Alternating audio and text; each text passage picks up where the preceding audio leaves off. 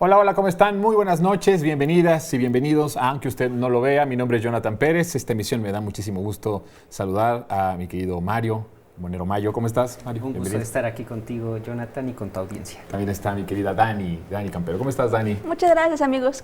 Con un gusto de estar con todos ustedes otra vez. También está mi querida Karen Lozada. ¿Cómo estás, Karen? Bienvenida. Muy bien, muy contenta en esta tarde lluviosa. Tarde lluviosa aquí en la Ciudad de México, noche lluviosa aquí en la Ciudad de México. Mi querido Ulises Castañeda, gracias por estar con nosotros, Ulises, como cada lunes.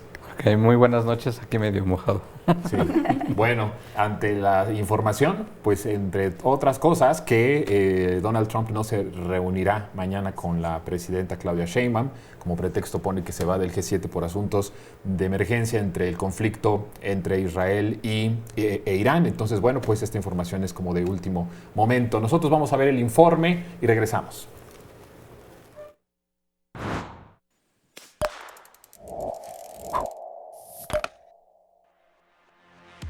Claudia Sheinbaum came out and encouraged more protests in LA, and I condemn her for that. She should not be encouraging violent protests that are going on. ¿Por qué la secretaria de Seguridad de Trump acusa a la presidenta Sheinbaum de incitar a las manifestaciones violentas? Pues quizá todo inició por esa arraigada costumbre morenista de querer resolver cualquier tema a punta de mítines y marchas. Qué falta de responsabilidad de ella al haber anunciado movilizaciones, al haber alentado las movilizaciones. Así demuestra su esencia como agitadora de la UNAM. Ella era una de las porras que se manifestaban gritando consignas para parar las clases en la universidad e imponer esa ideología de izquierda empobrecedora, mortal. Son tan tontos en la CIA, en el Homeland Security, en la Casa Blanca, en el Pentágono, en la Guardia Nacional de Estados Unidos, como para desde ahí sacar la afirmación: tienen razón esos personajes de la política mexicana. Si es la presidenta Sheinbaum quien está agitando esas movilizaciones, como que no checan, ¿no? 5 minutos después. La senadora más valiente de México y ha hecho de su misión exponer a Claudia Sheinbaum como lo que es un fraude. Senadora Lili Tellez, gracias por estar aquí con nosotros. En su opinión, ¿la presidenta Sheinbaum ha estado alentando estas protestas? Sí, absolutamente. Tienen actitudes, yo diría antipatriotas. O sea, ¿cómo es que hay mexicanos que se atrevieron a decir que yo promovía la violencia en Estados Unidos? ¿Con qué objeto? Pues que no haya una buena relación entre México y Estados Unidos, o peor, que Estados Unidos le haga algo a México. Es decir, ¿están dispuestos a que le vaya mal al país para poder saciar su hipocresía? Se publicó una nota en Reuters, y la visita de Landau a México, y particularmente la charla que sostuvo con la presidenta, fue para exigirle que lleven a cabo investigaciones y que en su momento, cuando Estados Unidos lo considere y tenga los expedientes concluidos, pues que van sobre políticos mexicanos, ¿no?, que tienen presuntamente relación con el crimen organizado. Diego Oré, periodista y corresponsal de Reuters, pues la embajada dice que no es, la Secretaría de Relaciones Exteriores dice que no es cierto, que en ninguna reunión se ha hablado sobre este tema. Esta parte de la información, pues sí se infiere que estarían diciendo es falso, que en las reuniones habláramos de eso. ¿Están mintiendo la Secretaría? Pues no es la primera vez que niegan una información. Nosotros respaldamos nuestro reportaje. Están filtra y filtra por todos lados que Marco Rubio ya pidió algunos perfiles de narcopolíticos. La Marcolista. La Marcolista. La lista existe, la lista Marco existe. Aunque digan que no, existe. Los nombres están sobre la mesa. ¿No les parece extraño que cuando estamos en la reunión sale una nota de, creo que fue Reuters, ¿no?, diciendo que nos estaban pidiendo que diéramos ¿qué nombres de políticos mexicanos? Que no hay nada más falso que eso. Pero la pregunta es, ¿y de dónde sale esa nota? ¿Quién les da esa y por qué le hacen caso a una información que es absolutamente falsa? Ya, lo que nos falta a la oposición literalmente es ya la violencia. Si es que alguien de la oposición la va a decidir, por eso sentimos infinitamente frustrados de que hacemos todo lo que sabemos que debemos de hacer, lo hacemos en el Congreso, lo decimos en todos los medios de comunicación, el PAN ha salido a las calles y de todos modos es esta percepción de que no sucede nada. Es absurdo cuando te dije de violencia, pero pareciera que es lo último que le queda. La oposición está muy frustrada.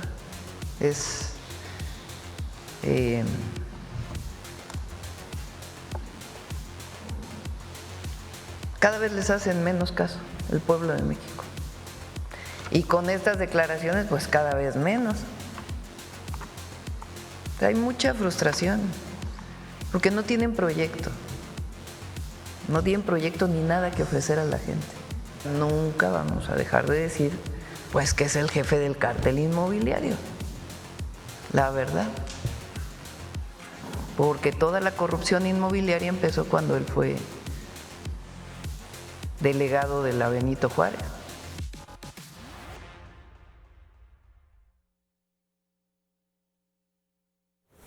Bueno, pues vamos a empezar por el principio, por lo que se declaró por parte de Christie, que es esta secretaria de allá de Estados Unidos, que es una declaración, Dani, que hace una vez que aquí en nuestro país había sido esa la narrativa en los medios de comunicación, en algunos, bueno, más bien en todas las figuras de la oposición mexicana, y después lo repite la propia, ya una secretaria pues importante del gobierno de Donald Trump. Donald Trump se queda callado, no lo desmiente, no dice ni sí ni no, deja como que la duda ahí, pero pues es la repetición de esta narrativa que ya la habíamos visto de la oposición, hacer ver a una presidenta violenta, a una presidenta que había llamado a que la gente se movilizara y que de alguna forma estas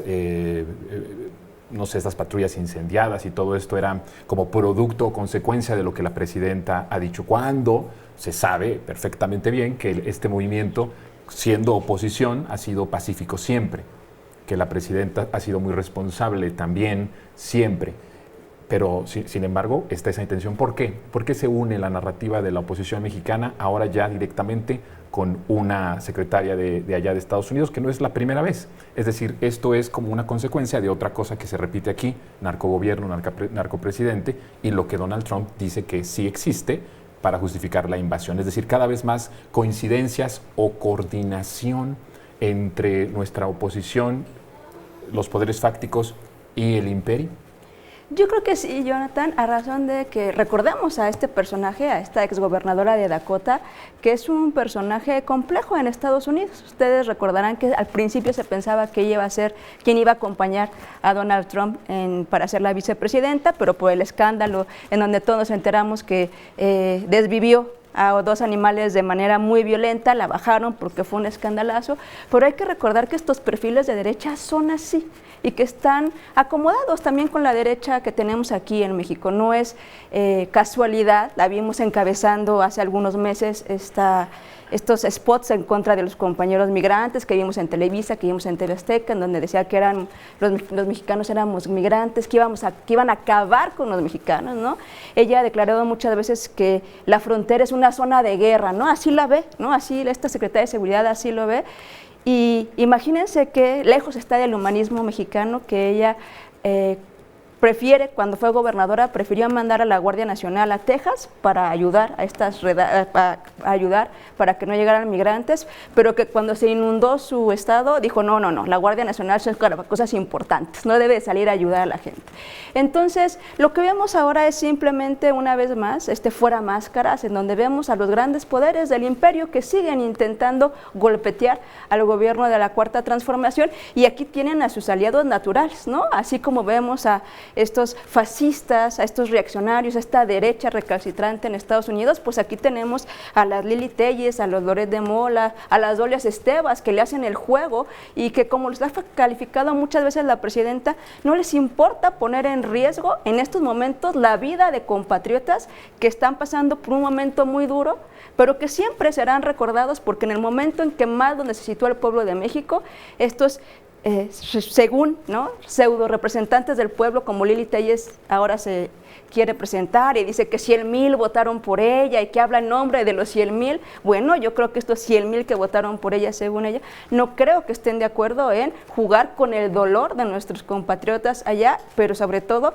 hacerle el juego a la derecha, que otra vez está en contra de derechos humanos básicos. Ulises, a ver, te veo intranquilo. ¿Qué quieres decir con respecto a este tema? ¿Coordinación? ¿Cada vez va a haber más coordinación entre lo que dice el gobierno estadounidense, sus funcionarios, bueno, su presidente, sus funcionarios y la oposición mexicana en estos y otros temas que se vayan acumulando? Definitivamente, pues es la tónica que hemos visto desde antes, ¿no? Ha sido una constante que los funcionarios de Estados Unidos, incluso en la administración Biden, han tenido una continuada narrativa en contra de México, sobre todo con respecto al origen del crimen organizado, el narcotráfico o los ductos que puede presentar México supuestamente en cuanto a ese mal hacia Estados Unidos, ¿no? No nos olvidemos de aquellos precursores que nos achacaban a nosotros, los laboratorios. Todo esto empezó desde antes de Trump. Es decir, que haya habido una continuidad en Estados Unidos hegemónica, Jonathan, y que evidentemente yo creo que tenemos todos los elementos para ver que va a proseguir.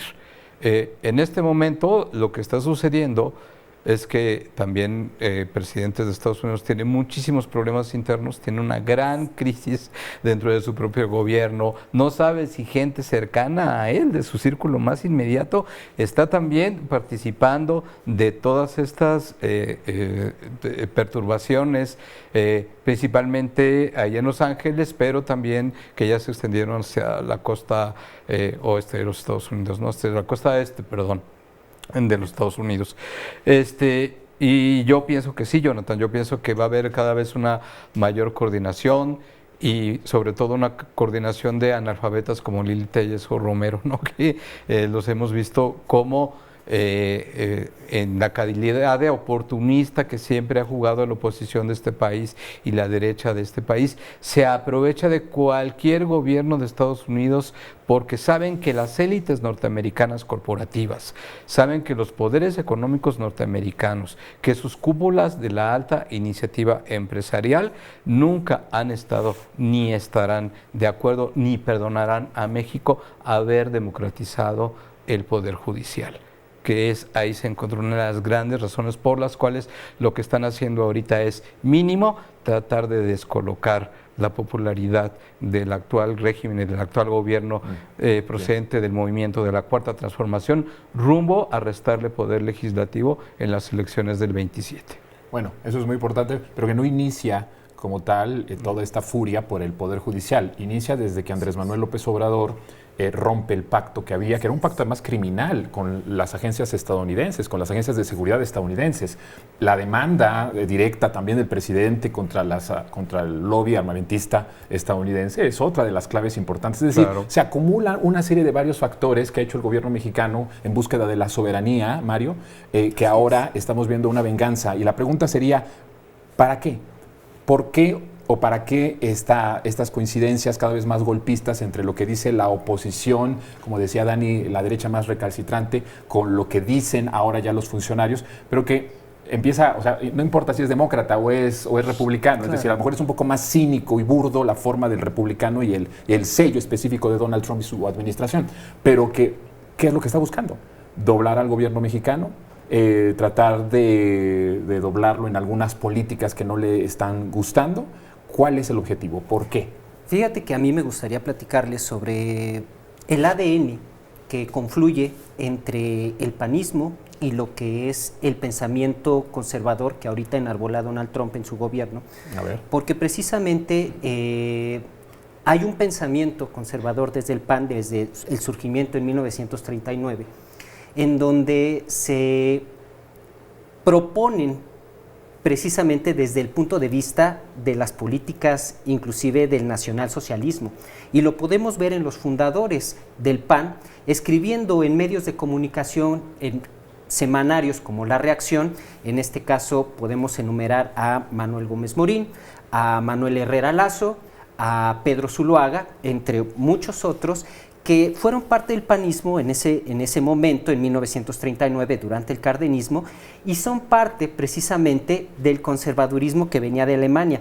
Hoy vemos en Estados Unidos un símil con el pensamiento nacionalsocialista que precisamente está encabezado por Donald Trump y por quien se peleó hace algunas semanas, que es Elon Musk, que vimos en su toma de posesión cómo directamente ya estaban haciendo saludos nazis en esa parte del nacionalsocialismo. Y precisamente eso confluye desde el interés ideológico conservador a estas dos posturas. Okay. Ahora, desde el punto de vista de cómo es que se están articulando, pues evidentemente Donald Trump tiene que satisfacer la demanda de los militantes que votaron por él, los ultraconservadores que votaron por él, cosa que no lo está haciendo a través de las movilizaciones y las redadas que está haciendo con el ICE, el famoso ICE, que es esta agencia migratoria. Y en ese sentido, como no lo está logrando hacer, trata de mellar precisamente la conducta de la presidenta de México, las políticas de la presidenta de México en momentos específicos, en este momento en el G7, pero también viendo hacia futuro en la discusión del tratado comercial que tiene México, Canadá y Estados Unidos. Me parece que son rounds en ese sentido donde tratan de mellar la legitimidad de la presidenta Claudia Sheinbaum para llegar a estos puntos fundamentales, a estos puntos nodales de coyuntura. Muy bien. ¿Coincides tú, Karen? Te vamos a interrumpir, porque tenemos un minuto antes de irnos a la pausa, pero ¿coincides en esta parte o por qué se está dando esta cada vez más coincidencia ya abierta entre Estados Unidos y lo que dice la oposición mexicana? Bueno, esta coincidencia no es de ahorita. Inclusive si recordamos el año pasado y a lo largo de la historia de nuestro país, la oposición, esta derecha más posicionada ideológicamente justamente en el conservadurismo, tiene relación con Estados Unidos. No olvidemos que la candidata del PRI, del PAN, hace un año, un poquito más de un año, estaba viajando y andaba de gira por Estados Unidos, justamente en un momento muy crítico en el que se lanzó de manera coordinada una serie de fake news, en donde pues creo que no es casualidad que se lanzaran estas noticias falsas a la par de que se tenía la visita de la candidata de esta coalición de partidos de la derecha en Estados Unidos. Para que le recuerdes. Era para recordar el tema del narcopresidente, en donde se le acusaba directamente al expresidente López Obrador de tener ciertos vínculos con el crimen organizado. Y se lanzaron estas noticias falsas de manera sincronizada a la par de que teníamos a Xóchitl Gálvez viajando y paseando por Estados Unidos. Así que sí, es una historia larga de amor entre la oposición mexicana, la derecha mexicana y algunas, que no me atrevo a decir que el gobierno en sí, algunas agencias, algunos funcionarios específicos de Estados Unidos. Bien, bueno, pues vamos a ir a la pausa y regresamos porque todavía hay otros dos temas que son, me parece, muy importantes de que lo analicemos. Vamos a la pausa y regresamos.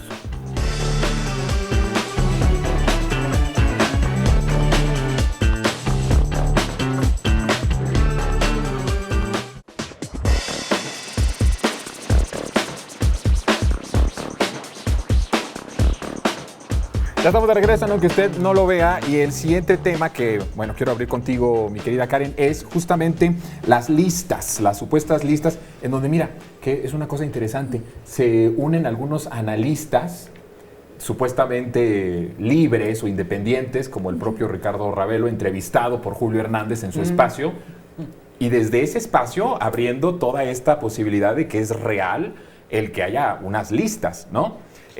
Por otro lado, una agencia importante transnacional de noticias, Reuters, el periodista Diego Oré y Simón Levy. Es decir, estamos hablando de estos tres niveles que terminan diciendo lo mismo. Hay listas de políticos, Marco Rubio está pidiendo, de hecho, en las reuniones que ha tenido o en las comunicaciones ya se le está exigiendo a la presidenta Claudia Sheinbaum con respecto también a la parte de los aranceles o bajar un poco ese hostigamiento a cambio de entregar a políticos mexicanos vinculados con la Cuarta Transformación. ¿Cómo ves?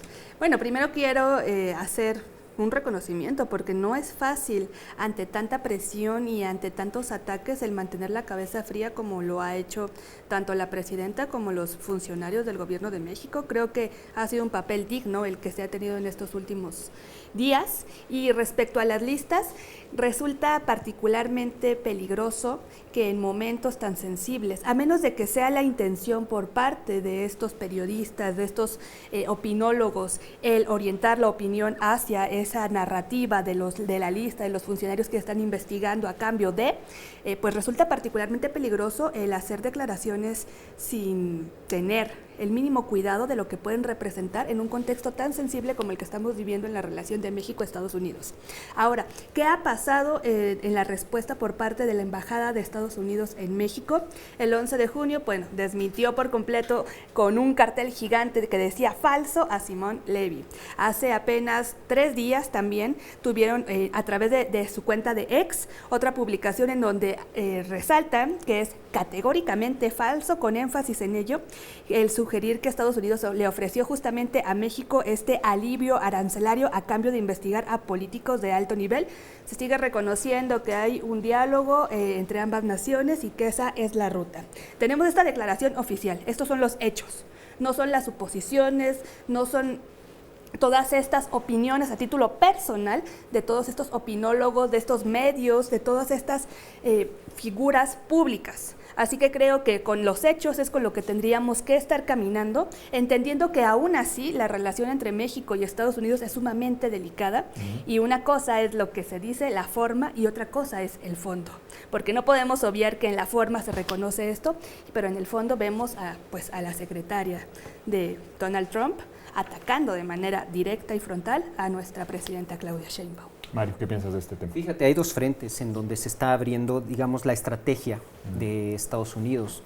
Precisamente es lo que pasó con Christine Noem, en el sentido en que ella ataca y Donald Trump está, digamos, mitigando el ataque con relación a lo que se hizo desde Estados Unidos y las vocerías que están aquí en México, a razón de tener a las vocerías con Lili Téllez, con Pedro Ferriz, Loret de Mola y toda esta fauna nociva de los medios de comunicación. Simón Levy. Y precisamente se abre este frente con relación a las listas a modo de nado sincronizado. Estamos viendo el nado sincronizado en vivo y a todo color una vez más. ¿Por qué? Porque todas las versiones que se están viendo tienen el mismo discurso político, el mismo discurso de que hay listas, hay nombres, se quieren, Marco Rubio ya está pidiendo las listas, cuando ninguna agencia está constatando en Estados Unidos estos dichos que tienen estos comentócratas o estos tuiteros o extuiteros en X. Entonces sí estamos viendo todo toda esta andanada mediática a razón de desviar precisamente la atención y de tratar de mellar la credibilidad y la legitimidad que tiene hoy la presidenta Claudia Sheinbaum con un 80%. Ahora, la pregunta, Ulises, es, desde Estados Unidos, ¿no se está también alentando esta narrativa, aunque lo nieguen de manera falsa, de alguna otra forma, por otro lado, con esta coordinación que estamos viendo ahora más que nunca con la oposición mexicana y sus comentócratas, como que dejando un poco también la duda de que si es posible de que haya esta lista, porque entonces esto coincide con lo que decía Karen antes del corte, de lo que vimos en la campaña presidencial cuando se desata esto de narcopresidente. Pues si es un narcopresidente, es un narcoestado y entonces pues hay políticos de alto nivel involucrados. ¿No será que también Estados Unidos juega un poco como con la idea de te desmiento, pero a la par a lo mejor estoy dando cierta información o estoy patrocinando ciertas cosas con ciertos personajes que están muy vinculados con Estados Unidos, llámese a lo mejor el propio Simón Levy o la propia Anabel Hernández? ¿Cómo ves eso? Definitivamente, bueno, desde Tim Golden, desde que empezaron todos estos... La propia Reuters, ¿no? La propia agencia. Reuters, ¿no? Todos estos medios de comunicación que han empezado a lo que se llama en las técnicas de manipulación a implementar la administración de la duda. Es decir, al otro día de que pusieron falso, ¿no? Ahí lo que decía Reuters, ¿no? Y luego Reforma pone otra vez, exige a Estados Unidos acabar con narcocorrupción, nada más el encabezado. El contenido del artículo era muy distinto, pero el encabezado es lo que importa, pues nosotros sabemos, ¿no? Incluso para la lógica de la mirada humana, ¿no? Digamos, la neurología de la mirada humana, eso es lo que significa la gente. Y entonces sale Simón, ¿verdad? Simoncito, decir, ahí está la verdad, ¿no? Y vuelve a sacar más nombres otra vez. Es lo que tú dices, Jonathan. Por un lado, niegan categóricamente cosas que les costaría en algún momento determinado señalar de manera muy precisa, como son nombres, ¿sí? Y eso quedó muy claro cuando en una entrevista con Oré, con este periodista de Código Magen, de Reuters, ¿no? De Reuters, perdón. Con el de Reuters, sí. Y esta Azucena le decía, pero nombres, ¿dónde está? Es que no hay nombres. No, pero es que las listas, dice, se habló de asuntos que tenían que ver, pero no había listas. Dice, no, pero es que la gobernadora de allá de Baja California, a ella se le mencionó, pero no se hizo ninguna alusión. Entonces, tratando como exprimidor de sacarle el jugo de una forma en la cual sí se está administrando la duda, se está tratando de que grandes mayorías de mexicanas y de mexicanos le vayan retirando su confianza al gobierno de México. Y Estados Unidos, en un estira y jala, por un lado dice, no, pues ¿cómo creen que nosotros vamos a hacer acusaciones infundamentadas? Pero por el otro, Jonathan, también empiezan a lanzar buscapiés y a manejar a través de sus canales en redes sociales y en el periodismo mexicano, empiezan también a sembrar esas incertidumbres que pueden desestabilizar, repito, hacia las elecciones intermedias, que es lo que yo pienso que les interesa, a lo que es el nivel de popularidad y el nivel de convencimiento que actualmente tiene el gobierno mexicano. ¿Y eso también para impedir que se repita la mayoría calificada en la Cámara de Diputados? Definitivamente, yo creo que el gran golpe alrededor del cual gira toda el grupo de oligarquías norteamericanas fue haber llegado a la elección judicial. Bueno, una muestra del poderío de lo que es la parte legislativa o la gran mayoría legislativa que tiene la Corte. Sí, el consenso popular en las elecciones que logra el plan C y que tiene como consecuencia esta reforma al Poder Judicial. A ver, Dani, ¿por qué se están metiendo con el asunto?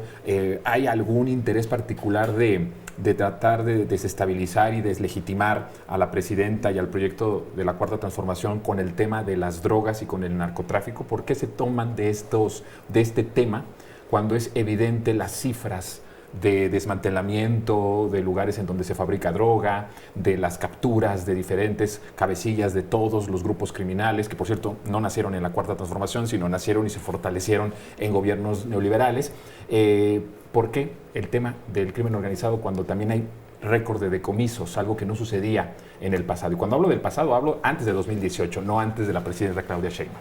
Porque culturalmente es una cosa ideológica que Estados Unidos así quiere representar a México, ¿no? En todos sus proyectos, cómo se ve representado al mexicano como un narcotraficante.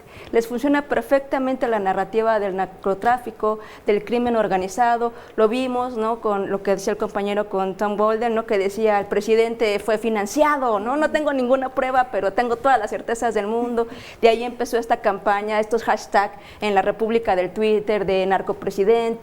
Luego, previo a la elección de la compañera Claudia Sheinbaum como presidenta, narcocandidata. Hay que recordar que en particular esto, porque a mí me gusta mucho meterme a la República del Twitter, en particular esta idea de las listas fue la cuenta que lo hizo grande, fue la de Mario Di Constanzo. De él salió, esa fue la fuente en la que se ancló toda la estrategia que aparte hay que señalar que está comprobado, ya se hicieron los estudios, que el 38% fueron bots, o sea, ni siquiera fue una narrativa que fuera orgánica, sino empezó María de Constanzo, luego los bots que lo hicieron, tuiteaban 600 veces, ¿no? Esa misma narrativa para que la cuenta de X lo viera como algo orgánico, pero al final le sirve la narrativa del crimen organizado porque eso es lo que quieren hacer, porque no solamente es decir el crimen organizado, porque cuando salen este tipo de narrativas, estos tipos de hashtags y de tendencias, no solamente ponen crimen organizado, inmediatamente lo amarran con narcopresidenta, con México, crimen organizado. Vimos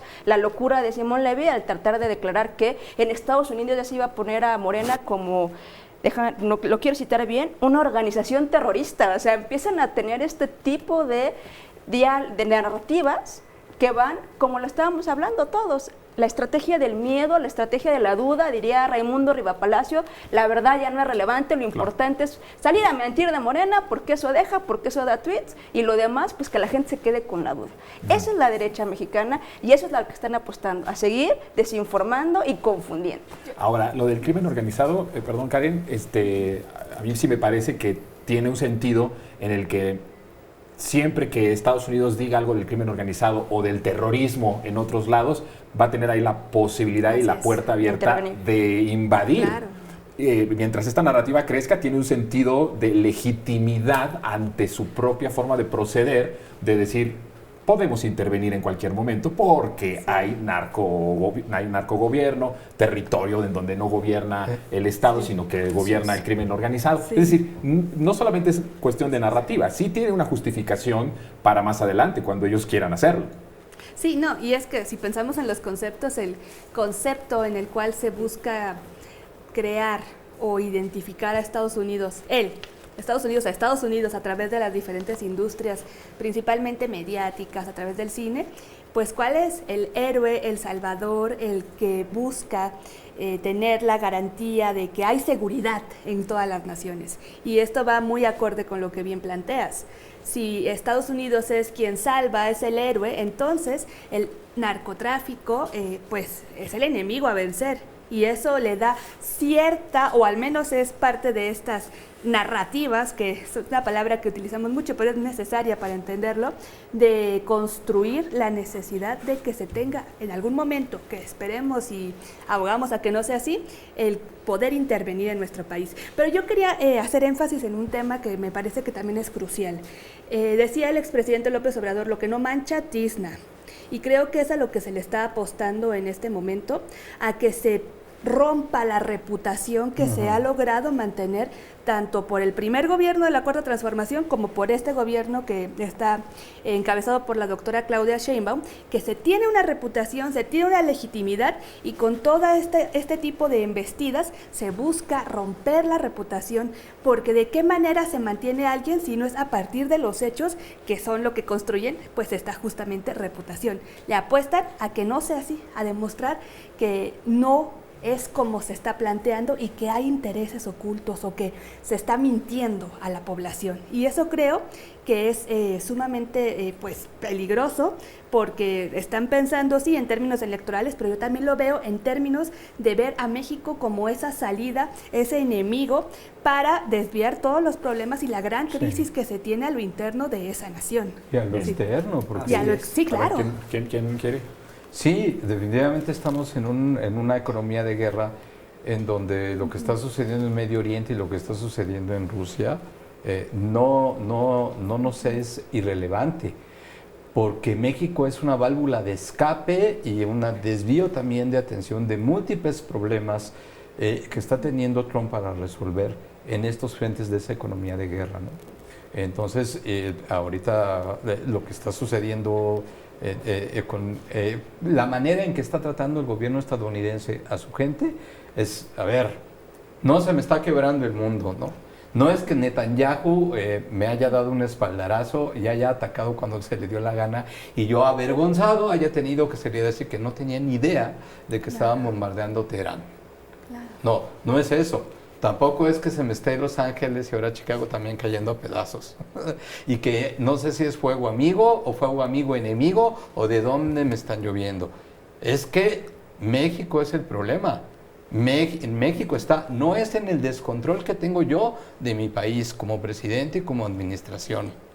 son ellos los que de alguna manera a través de los boinas cafés, estaba leyendo un grupo ahí de ya identificando terroristas y demás, son grupos que desde el gobierno, quizás yo nada más digo, ¿verdad? ¿No? Pero desde el gobierno vienen a desestabilizar a Estados Unidos. Ya que había dicho que nosotros éramos parásitos de Estados Unidos, o sea, ellos no de nosotros, ahora resulta que según lo que dice Donald Trump y lo que dice la nueva narrativa que se quiere imponer dominante en Estados Unidos, es que el resto del mundo ha abusado, y sobre todo del sur global, del tercer mundo, del mundo en desarrollo, ha abusado de las potencias occidentales y sobre todo de Estados Unidos sistemáticamente durante tanto tiempo. Entonces, ahora, por ahí va. A ver, antes de irnos a la pausa, con respuestas rápidas, a ver quién la cacha, si esto se trata de narrativas, como estoy escuchando de parte de ustedes, o tiene una parte importante de narrativas, entonces la protección al sistema, al proyecto de nación de la 4T, tiene que ver con legitimidad interna. O sea, mientras más fortaleza sigue habiendo, es entonces el que tenemos ese manto protector ante todos estas pues, no sé, campañas en contra, desestabilizadoras de incluso el extranjero. Porque además estamos hablando de 35% menos homicidios desde que empieza la Cuarta Transformación a la fecha. No hubo ninguna reducción de estas cuando las agencias estadounidenses entraban como Juan por su casa, cuando la política de seguridad de Estados Unidos se impuso a rajatabla a la orden tal cual, sin quitarle ni una ni coma, o sea, aplicada completamente, más bien impuesta completamente. Ahí está el Rápido y Furioso. Bueno, el Rápido y Furioso, pero además toda esta parte en donde la idea era la lucha contra el crimen organizado y lo que provocó esto, ¿no? El desmantelamiento del tejido social, una generación completa perdida, desapariciones, estamos hablando de jóvenes enlistándose abiertamente en las filas del crimen organizado. Es decir, ¿ustedes creen que va a funcionar esto de la narrativa cuando hay 35% menos homicidio que cuando supuestamente se combatía al narco con la ayuda de un proyecto de seguridad dictado de Estados Unidos? ¿Ustedes lo ven posible? No. A mí me parece que no va a funcionar desde ese punto de vista. A mí me parece que hay una lucha ideológica muy fuerte entre los intereses que imperan dentro de Estados Unidos, sobre todo porque vemos que hay pérdidas económicas en el sector agrícola. Ya le están reclamando a Trump en el sector agrícola interno las pérdidas económicas de los trabajadores que ya no han ido a trabajar por las redadas, pero además hay una exigencia de su masa votante, esta masa ultraconservadora, en donde Trump promete que va a haber un gobierno con las mayores deportaciones en la historia de Estados Unidos. ¿Cómo confluye eso? Están peleados esos dos sectores y van a empezar de diferentes sectores económicos a pelearse con Trump precisamente por esos intereses que están chocando en Estados Unidos. No ha cumplido Trump. Ahora, desde México en particular, vemos que no hay una articulación de la derecha como tal. La derecha espera injerencia de Estados Unidos para que una vez colonizado el país, pongan al administrador, y ellos están pensando en que ellos pueden ser el administrador. Pero lo están haciendo a través del tema y la narrativa del narcopresidente y de la inseguridad. Y la pregunta es, con 35% menos de homicidio en nuestro país, ¿es posible que esta narrativa por la cual quieren desestabilizar o esperar, como tú dices, a que Estados Unidos intervenga para que ellos sean nombrados gerentes, va a tener posibilidad de que se logre? Yo creo que no. Yo sostengo que el proyecto de la Cuarta Transformación, así como todos los proyectos revolucionarios, se sostienen sí o sí en el pueblo organizado.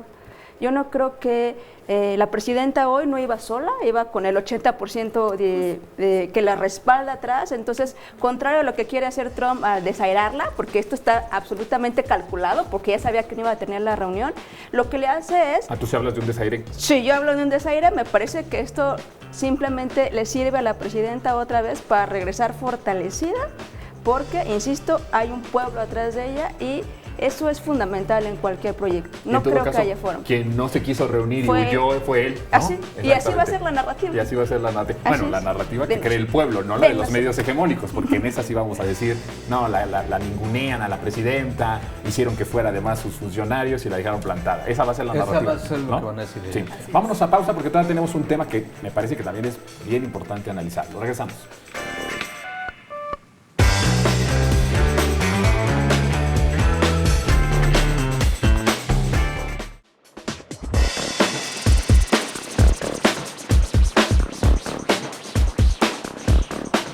Bueno, a ver, Ulises, la declaración de Jorge Romero, pues es una declaración que la pudiéramos tomar, y a mí no me gustaría que se tomara como en broma, de que toda la limitación que tiene este personaje intelectual o toda esta parte de la que nos hemos burlado muchas veces, creo que sí hay que darle un nivel en el sentido de que se le sale decir algo que nosotros hemos aquí hablado muchas veces, Ulises. Esta construcción de esta narrativa que nosotros hemos venido haciendo sobre que evidentemente muchos de estos acontecimientos violentos están planeados y ejecutados desde esos intereses del régimen anterior.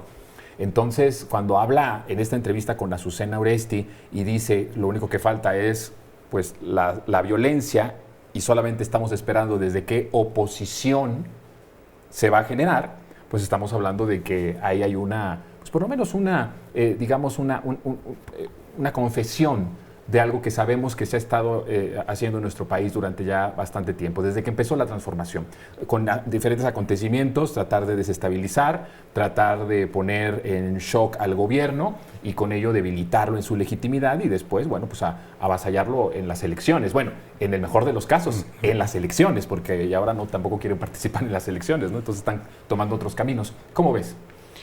Tienes razón en lo que dices de que hay que tomárselo muy en serio. Cuando este señor habla de que ahora sí, yo creo que no nos quedaría otro camino que el de la violencia, yo me pregunto, ¿han usado otro? O sea, ¿en serio la marea rosa no era violenta? ¿En serio los rompimientos que han hecho de los movimientos y las manifestaciones feministas no han sido violencia? ¿No ha sido violencia política y psicológica la que han usado sistemáticamente, induciendo el miedo en las personas? Coludiéndose con el crimen organizado para poder desestabilizar al país. Digamos, más bien, lo que debería de haber dicho es subir un grado a la violencia que hemos estado usando desde que Andrés Manuel López Obrador se convirtió en un personaje importante en la política de este país. Y que tiene que ver en ese punto justamente, Karen, con sí una serie de acontecimientos que hemos visto que tienen una sincronía impresionante entre la narrativa ya armada y entre lo que acontece en ciertos acontecimientos muy particulares, ¿no? Teuchitlán, por ejemplo, es uno de ellos, que lo hablamos creo que aquí con ustedes también, con Dani, estuvimos hablándolo. Es decir, en esta formación, él dice, nos hace falta la violencia, y de hecho Azucena, si usted ve el clip de manera muy detenida, sí le pone un alto a decir, no sigas hablando de eso. Y le cambia el tema. Dice, ¿pero qué estás hablando? Y entonces empieza a hacer lo de la alusión de Morena, 2 metros, ¿no? Bullying. Pero le cambia completamente el tema para que no continúe hablando de algo que él mismo está ya confesando. Estamos hablando de una oposición que en todo caso ya se está aceptando que sí ha sido golpista y violenta desde el primer momento que gobierna este proyecto de nación. Yo considero que fue un lapsus el que tuvo en ese momento, porque pues sí resulta obvio el cómo se le pone ese freno y ese cambio en la conversación y en el tono de la conversación. Ahora, lo que a mí me preocupa en este caso es que sí, por un lado ya se esté aceptando también, pero sobre todo el cómo se piensa hoy, partiendo de este supuesto de una aceptación, el cómo se piensa o cómo piensan que se ejerce la violencia, porque hay muchísimas posibilidades. Dentro de las derechas en nuestra propia región tenemos experiencias lamentables, experiencias, dígase, desde los golpes de Estado, en donde se tiene pues apoyo de algunos elementos del ejército, que no creo que sea así por la misma lealtad que tiene el ejército hacia nuestra propia nación. Pero hay otro tipo de violencia también, en colusión con el crimen organizado, exacto, que creo que sería la más delicada, porque ahí se estaría aceptando, sí, todas son delicadas, pero a mí me parecía más delicado y lo más bajo que podría ser en este caso la oposición, porque sería aceptar que están al mismo nivel. Ahora, eso es lo que yo creo que tendríamos que estar pensando, o si van a estar pensando, impulsando, trabajando con paramilitares. Hay muchas formas de ejercer la violencia. ¿Qué oposiciones? ¿Desde qué oposición? Es decir, sí barajea la posibilidad de que sean varios frentes que puedan provocar alguna violencia. A mí me parece sintomático. Soy muy cauta en este tema, pero sí me parece sintomático que vemos de nueva cuenta aparecer al bloque negro en algunas manifestaciones. No se veía a este grupo, estas expresiones fortalecidas desde hace ya varios años, desde el sexenio de Enrique Peña Nieto, si no me equivoco. Con el expresidente López Obrador se intentó ver o dilucidar algunos de estos grupos ultra radicales que, híjole, son un pretexto y un caldo de cultivo muy, muy, muy fuerte para partir hacia la violencia o hacia las provocaciones. Sí. Así que yo no descarto nada, soy muy cauta en este punto, sí, pero no lo descarto. Sí, pero además también la radicalización de ciertos movimientos. También. O de alas de ciertos movimientos en donde ya la parte que justificaba y que legitimaba la lucha social se diluye y que entonces se implementa violencias, bloqueos, amenazas de una forma incomprensible, porque el proyecto de nación desde que inició en 2018 no ha tenido más que el escuchar y el atender en la medida de lo posible muchas demandas, radicalización o infiltración de ciertos personajes en movimientos sociales que anteriormente tenían mucha legitimidad y ahora ya no. Y el llamado a todas las manifestaciones siempre desde una visión pacífica, que creo que eso es crucial y es un contraste con algunas expresiones que hemos visto. A ver, Mario, ¿tú qué piensas de esto que dijo Jorge Romero? A ver, es algo muy peligroso. Yo cuando lo estaba escuchando, más allá del lapsus que pudo haber tenido Jorge Romero, que a mí me parece que fue muy calculado por él, no creo que haya salido... Que se le salió. Así tal cual, eso sino es muy interesante. Y que lo haya dicho además con Azucena. Exactamente, ¿no? Porque Azucena Uresti todos sabemos que es una de las portavoces, exacto, de la derecha mexicana, sí, y todos van con Azucena Uresti o con Ciro Gómez Leiva. Claro. Entonces, en ese sentido, a mí me parece que está hablando a una base que precisamente reniega de la democracia mexicana, y lo vimos en las pasadas elecciones cuando negaron totalmente su participación en las elecciones al Poder Judicial, claro, llamaron a no votar. ¿Cuál es el siguiente paso de radicalidad en la negación de la democracia mexicana? La violencia. Exacto. Claro. La toma de calles, implementación de golpes blandos a través del calentamiento de calles. Y precisamente a mí me parece que si bien Azucena Oresti le dijo, oye, detente tantito, pero está hablando precisamente a una base que si bien no se mete totalmente en las cuestiones políticas, más allá de los movimientos sociales, va a tratar de normalizar los hechos violentos en esa base de clase media, entre comillas llamada clase media, porque también ellos participan de ese pensamiento, algunos de esos sectores, y pues quieren normalizarlo dentro de este panorama. Que es una base que no toda, vamos a decir que está en ese ámbito ya solo terrible, pero pues estamos hablando de, ¿qué? 25 millones, 30 millones de mexicanos que no están de acuerdo con este gobierno. Digo, no todos radicalizados de esa forma, claro, ya horrible, horrorosa, como la oposición o como el propio Jorge Romero.